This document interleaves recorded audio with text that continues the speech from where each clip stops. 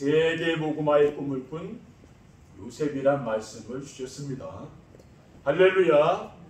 옆에 계신 성도님들에게 축복의 인사 나누겠습니다. 세계복음화의 꿈을 꾼 요셉의 축복을 누립시다.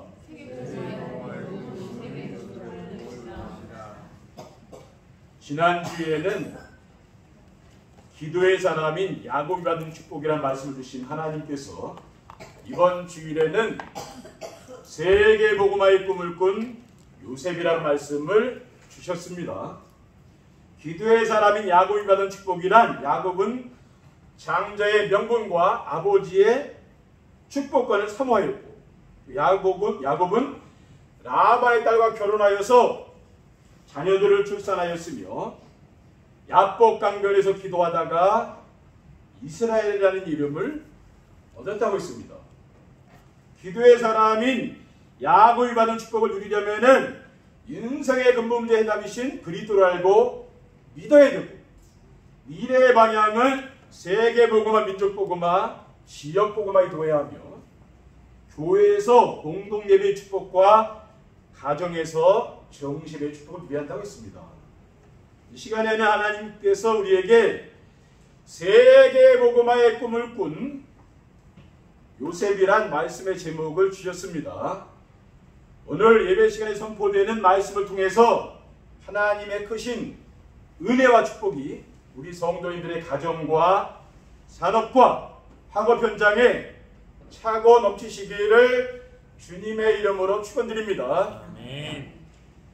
그러면 세계복음화의 꿈을 꾼 요셉은 어떤 사람입니까?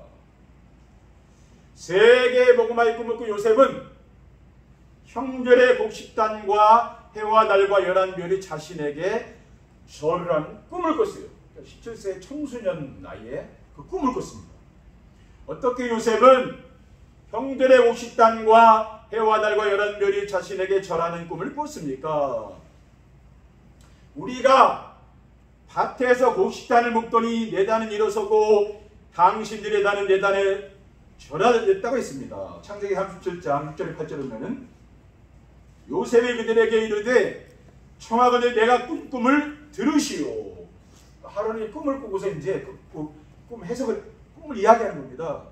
우리가 밭에서 곡식단을 묶더니 내 단이 일어서고 당신들의 단은 내 단을 둘러서서 절하더이다.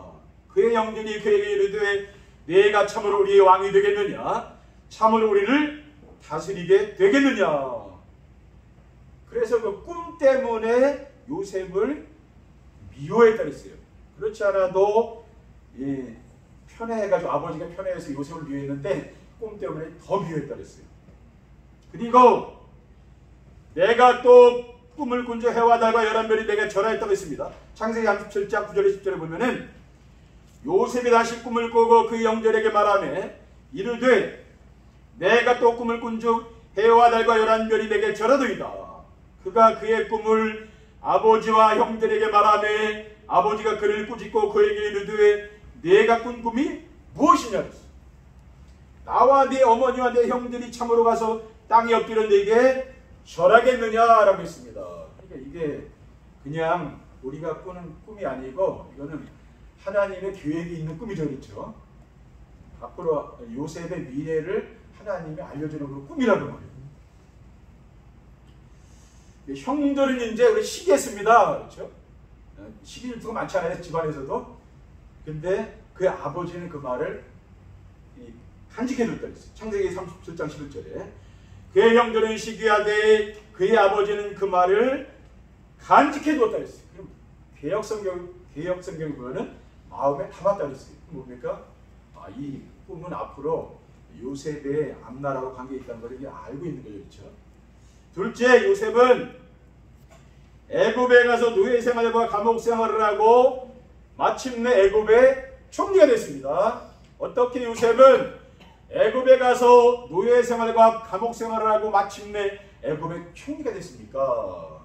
여호와께서 요셉과 함께 하심으로 그가 형통한 자가 됐다 그랬어요.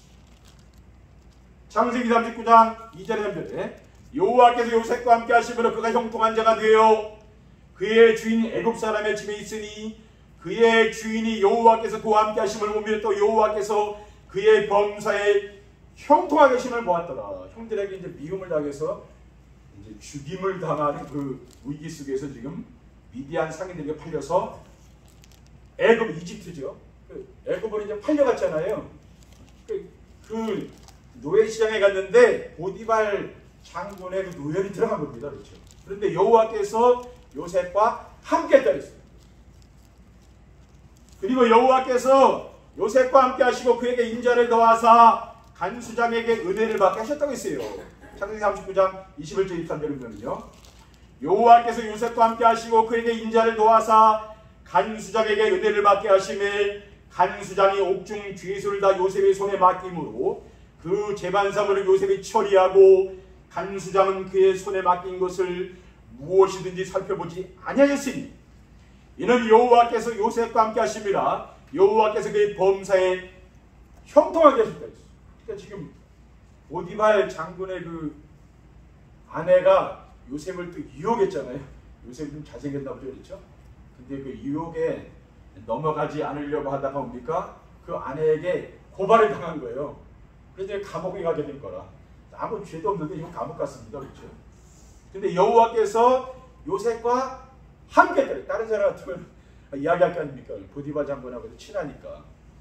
근데 말을 절대 안 하는 거예요. 당신의 아내가 그랬다고 얘기 안 하잖아요, 그렇죠? 근데 하나님이 뭡니까? 그 요셉의 길을 인도하는 거죠.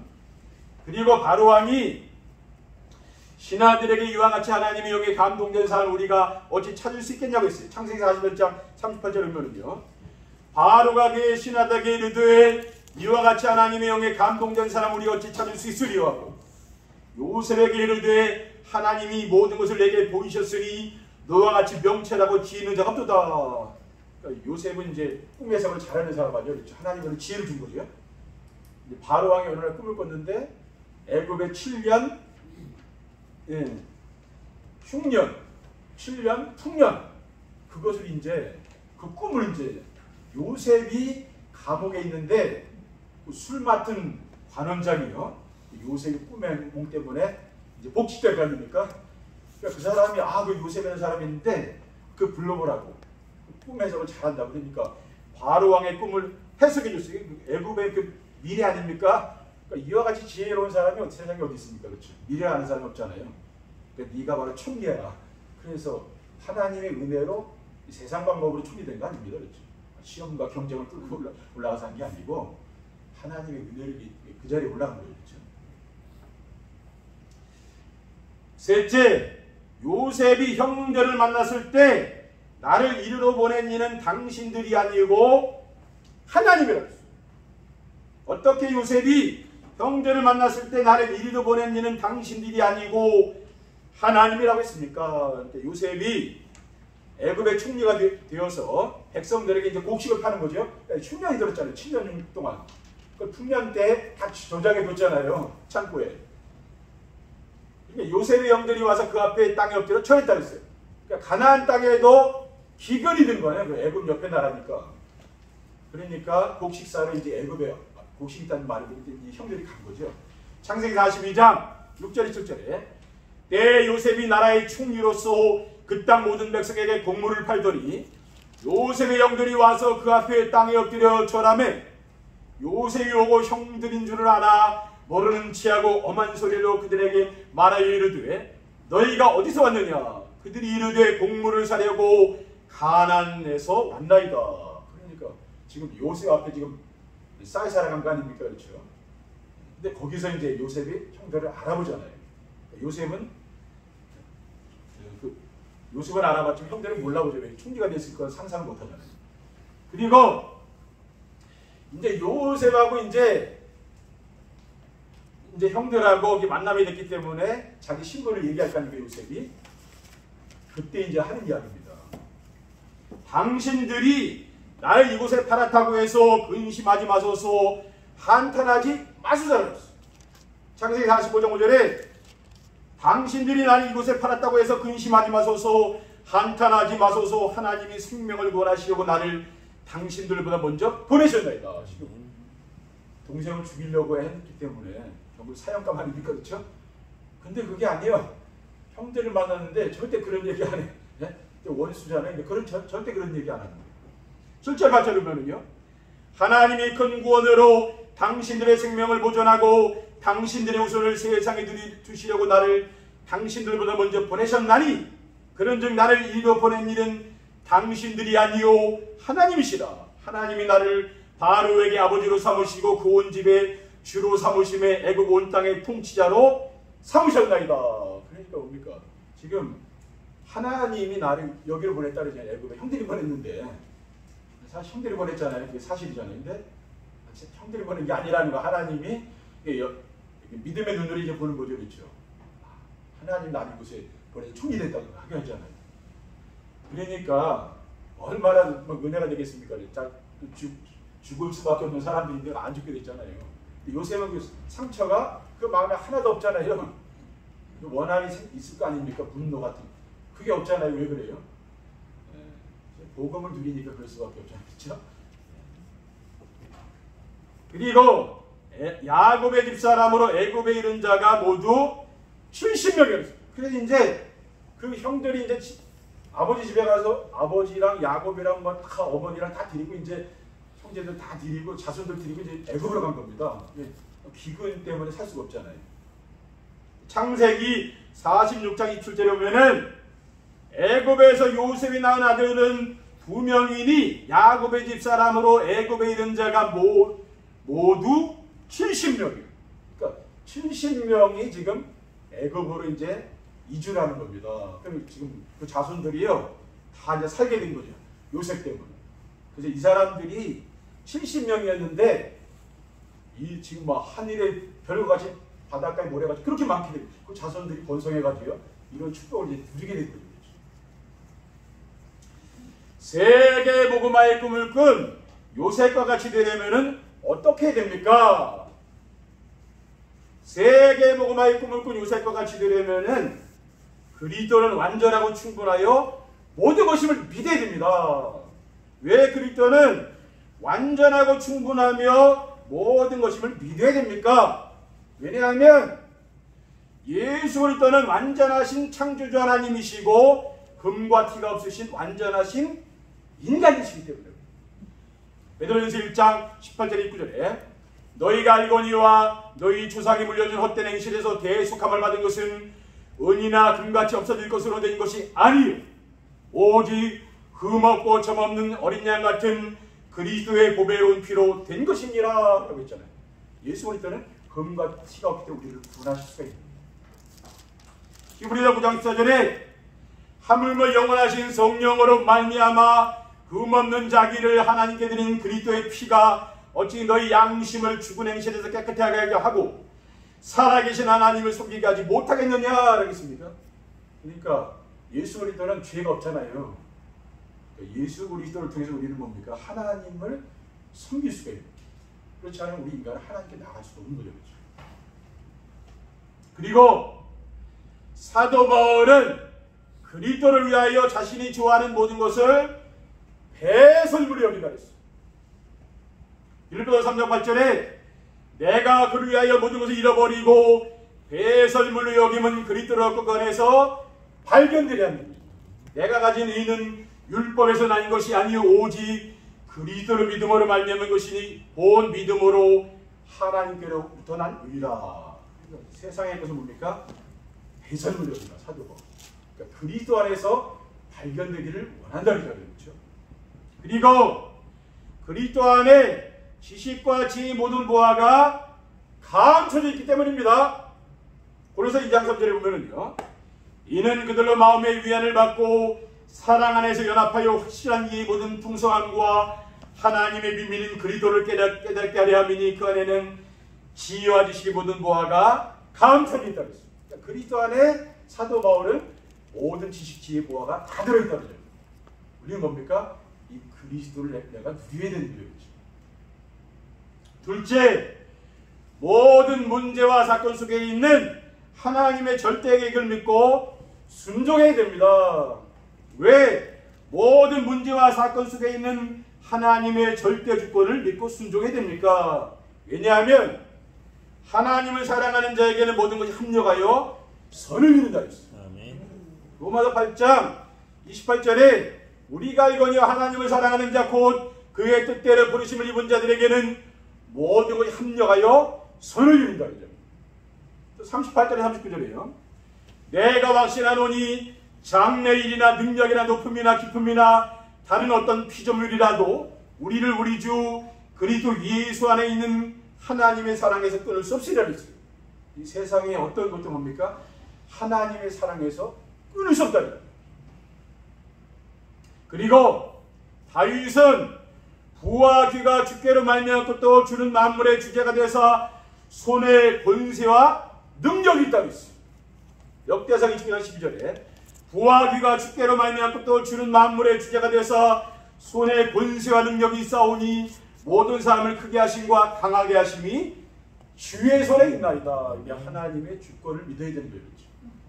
그리고 여호와는 죽이기도 하시고 살리기도 하시며 수월에 내리기도 하시고 거기서 올리기도 하신다고 했습니다. 한나의 기도를 보면 이게 나옵니다. 사무엘상 2장 6절 2절에 여호와는 죽이기도 하시고 살리기도 하시며 수월에 내리기도 하시고 거기서 올리기도 하시는도다. 여호와는 가난하게도 하시고 부하기도 하시며 낮추기도 하시고 높이기도 하시는도다. 이 모든 누가 한다고? 하나님이 하신다고 말이에요. 우리는 뭡니까? 하나님의 말씀에 순종해야 되는 거예요. 그렇죠? 셋째, 과거의 문제가 치유되고 오늘의 삶에 감사하며 미래를 도전해야 됩니다. 어떻게 과거의 문제가 치유되고 오늘의 삶에 감사하며 미래를 도전해야 됩니까? 지난날에 나에게 상처를 준 사람들을 용서해. 그게 건강하게 살 거 아니에요. 마태복음 6장 14절에 15절에 너희가 사람의 잘못을 용서하면 너희 하늘아버지께서도 너희 잘못을 용서하시려니와 너희가 사람의 잘못을 용서하지 아니하면 너희 아버지께서도 너희 잘못을 용서하지 아니하시리라. 예수님이 지금 산상보훈에 지금 에서 말씀하십니다. 마태복음 10장 34절에 36절에 내가 세상에 화평을 주러 온 줄로 생각하지 말라. 화평이 아니요 검을 주러 왔노라. 내가 온 것은 사람이 그 아버지와 딸이 어머니와 며느리가 시어머니와 불화하게 하려 함이니 사람의 원수가 자기 집안 식구리라 라고 했습니다. 사람들은 되게 이웃 사람 때문에 상처받는 경우 있으면 가족 때문에 상처받는 경우 많이 있잖아요. 그렇죠? 그리고 지금의 생활에 불평불만과 원망하지 말고 아주 작은 것에 감사를 하래요. 고린도전서 10장 10절에 보면은 그들 가운데 어떤 사람들이 원망하다가 멸망시키는 자들에게 멸망하였나니 너희는 그들과 같이 원망하지 말라. 그들에게 일어난 이런 일은 본보기가 되고 또한 말세를 만난 우리를 깨우치기 위하여 기록되었느니라. 그러니까 이스라엘 백성들이 막 원망을 많이 하나님 원망하고 광야 생활할 때 힘드니까 사람 살 수 없는 환경이잖아요. 얼마나 원망했는지 그리고 가나안 땅에 못 들어가지 않았습니까? 그렇죠? 그러니까 우리가 입을 딱 닫는 원망을 절대 하면 안 돼요. 그렇죠? 빌립보서 1장 3절에 4절에 사도 바울은 빌립보 교회 성도들에게 뭐라고 했습니까? 내가 너를 생각할 때마다 나의 하나님께 감사하며 간구할 때마다 너희 무리를 위하여 기쁨으로 간구한다. 하나님께 늘 감사하는 거잖아요. 이게 사도 바울의 늘 그 신앙이에요. 늘 감사하는 거예요. 데살로니가전서 5장 18절에 범사에 감사하라. 이것이 그리스도의 선에서 널 향하신 하나님의 뜻이니라. 우리가 뭐 큰 것 감사해 좋지만은 작은 거 있잖아요. 감사하면서 살아야 되는 거죠. 그 사람 신앙생활 잘하는 겁니다. 그리고 가정과 산업과 교회의 미래를 하나님께 맡기고 자신의 맡은 일에 최선을 다하고 요한복음 2장에 보면은 가나의 결혼식장이에요. 결혼식이 열렸는데 예수님과 또 뭡니까? 제자들이 이제 초청을 받아 갔다니까요. 근데 이제 신랑과 신부가 이제 주인이잖아요. 결혼식장에. 그때는 포도주가 떨어진 거예요. 또 귀한 손님들이 와 있는데 포도주가 떨어졌으면 어떻게 잔치를 하기가 어렵잖아요. 근데 이제 마리아가 예수님 보고 포도주가 떨어졌다고 하니까 예수님이 뭡니까? 그 물을, 하인들에게 물을 크게 떠다 놓으라니까 그 물 항아리에 그러니까 포도주로 바꿔주신 거예요. 그러니까 어떻게 됐습니까? 부족함이 없는 거예요. 왜? 예수님이 주인으로 오신, 여러분 인생에 손님으로 오시면은 아무 일 안 돼요. 여러분 가정에 예수님 주인 되어야 됩니다. 그렇죠? 주인 되면 그분이 다 하신다니까요. 부족하면 조금 주신다니까요. 믿으시기 바랍니다. 결론입니다. 세계의 복음화의 꿈을 꾼 요셉과 같이 되게 되면 어떻게 됩니까? 세계의 복음화의 꿈을 꾼 요셉과 같이 되면은요, 오직 복음이 되어 하나님이신 비전을 붙잡고 지금의 삶에 충실하며 미래의 아름다운 꿈을 꾸는 겁니다. 우리 성도님들이 신앙의 색깔이 중요하다는 게 오직 그리스도가 되어야 돼요. 색깔이 딱 거기 맞춰져요. 그리고 세계 복음화의 비전을 붙잡고 살고 요셉과 같이 자신의 학업과 직업에 성실하게 임하면은요, 우리는 천국을 향해 가는 순례자, 이 땅에 영원히 사는 거 아니잖아요. 순례자. 그래서 하나님의 축복이 나타나게 됩니다. 그렇기 때문에 평안하고 안전한 삶 살게.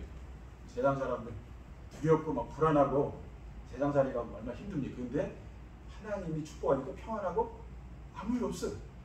그보다 더 좋은 거 있습니까? 그렇죠? 둘째, 세계 복음화의 꿈을 꾼 요셉과 같이 되면은 어려운 환경과 상황을 두려워하지 말고 임만의 축복을 누리며 항상 기도하며 또 기뻐하며 감사하며 사는 것입니다. 대부분 사람들이 제일 못 넘어가는 게 뭐 환경의 어려움이죠. 그렇죠?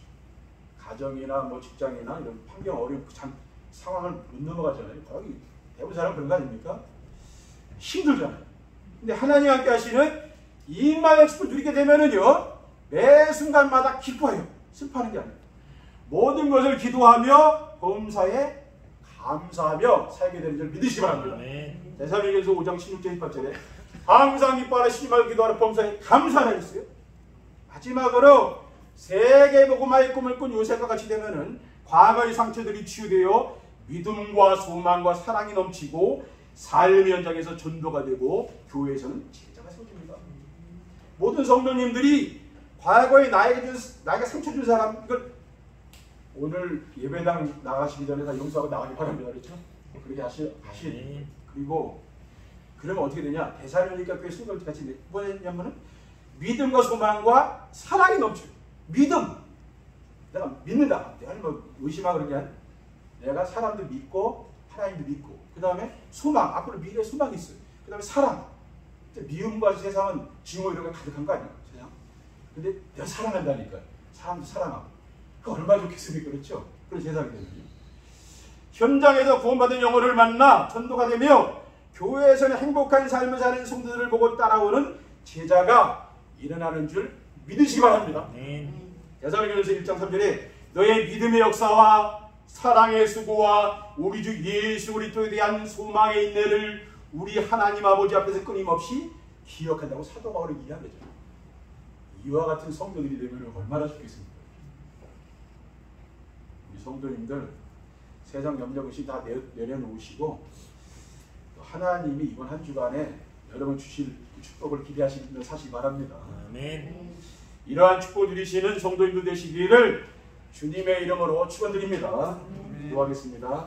사랑의 하나님 감사합니다. 오늘 요셉은 세계 복음화의 꿈을 꾸는데 그 꿈대로 인생에 많은 고난도 당했지만은 하나님의 큰 축복을 받아 누렸습니다. 정말 우리 성도님들 인생의 모든 고난과 어려움이 축복이 될 수 있도록 인도하여 주시고 요셉과 같이 하나님의 비전을 붙잡고 살아갈 수 있는 귀한 성도들이 될 수 있도록 성령께서 인도해 주시옵소서. 우리 렘넌트들에 가는 미래에도 하나님의 큰 축복이 나타날 수 있도록 성령께서 인도해 주시옵소서. 우리 구주 예수 그리스도의 이름으로 기도합니다. 아멘.